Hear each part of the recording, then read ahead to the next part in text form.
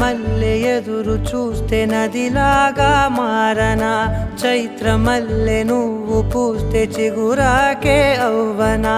నన్నే వరించే యువరాజును అంట నీ